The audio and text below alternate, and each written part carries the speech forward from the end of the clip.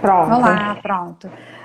Mas é só era mais nesse sentido para fechar essa questão do valor dos emolumentos. A gente sim, você falou da questão dos técnicos de enfermagem, e é exatamente Sim, isso, não existem. Não tem essa profissão aqui, mas pode ser um cuidador informal ou cuidador. sim, Na verdade, é o sim. cuidador que trabalha em lares, que trabalha em lugares que são lares, que eles chamam lares de acolhimento, que são menores do que um lar. E é possível, pronto, a pessoa dizer que, na verdade, é o quê? Comprovar, vai dizer que tem experiência na área. Em relação, só para. Porque eu lembrei também dos PTs, ok? Para quem é licenciado em educação física. Na verdade, não é uma coisa, é um procedimento à parte e é um órgão específico que vai emitir esse documento. Então, não há necessidade de um procedimento em relação a um reconhecimento propriamente dito, mas há um outro procedimento, estou falando do específico, ok? Sim. Mas há um outro procedimento que deve ser feito, um reconhecimento e depois uma inscrição junto aqui a um órgão que fiscaliza essa profissão. Ou seja, as pessoas vão procurar ordens dos personal trainer, nem sei se não existe, mas exatamente por isso vão procurar e não vão achar. Por quê?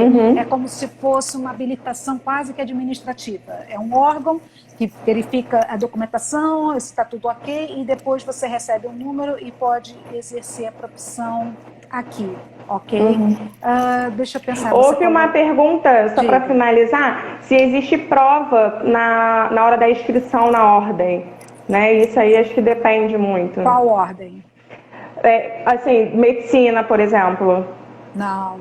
não precisa. Não. A inscrição na ordem é o quê? É apresentar os documentos, ok? Aqui depois, você, antes de apresentar, vai precisar ter o número do contribuinte, Então, NIF, que é o NIF, que é o equivalente ao CPF no Brasil, isso. ok?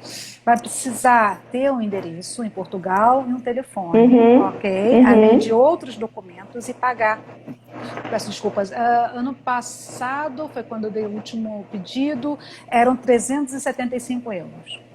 Ok? Também não há um tempo específico. Primeiro você faz a inscrição, porque depois também tem que ser, durante o procedimento, tem a questão do reconhecimento da autonomia. E a autonomia, o Isso. que é isso? A autonomia é para você poder trabalhar e exercer medicina em Portugal. E depois que estiver tudo ok, se não faltar nada, aí sim a pessoa vem, faz uma assinatura num boletim, que eles chamam para esse documento, e depois, que é quase que numa sequência, assina um outro documento, como se fosse a cédula, e só depois. Esse é um procedimento lento em relação à inscrição na ordem, e a previsão que me deram da última vez era cerca de um ano. Então, é um procedimento lento. Não recomendo às pessoas largarem tudo no Brasil e virem para cá sem ter esse processo de inscrição finalizado. Ok? Já, pronto, a Amanda acho que deve saber melhor do que eu, que tratava diretamente com as pessoas, com pessoas que saiu o reconhecimento e dava entrada na inscrição, largava tudo, se despedia e vinha para cá e depois ficava E não com consegue desespero. exercer a profissão lá em Portugal, porque enquanto não tiver essa autonomia e a inscrição, nenhum hospital, nada da área de medicina vai Nada. aprovar e vai te contratar, Tá exatamente. bem? E isso é só em relação ao quê? Você vai receber uma habilitação genérica de médico. Não pode utilizar quem é, por exemplo, ortopedista no Brasil, que tem uma especialidade, né, como ortopedista, não pode dizer aqui na ordem dos médicos, na ordem dos médicos, não pode dizer em Portugal que justamente é um médico ortopedista especializado em ortopedia, ok? Não pode. Só pode dizer isso depois que passar pela parte da especialização junto à ordem dos médicos, ou seja, são procedimentos diferentes, passa por um colégio específico no âmbito da ordem dos médicos, ok? Mas isso não quer dizer que um médico ortopedista não consiga trabalhar como ortopedista, ele não pode dizer que é um médico especializado em ortopedia, não sei se eu me fiz entender. Por exemplo, eu durante muitos anos exerci, não tantos assim, mas durante algum tempo trabalhei com só direito do trabalho no Brasil. E aqui também trabalho, faço direito do trabalho, mas aqui eu faço tudo.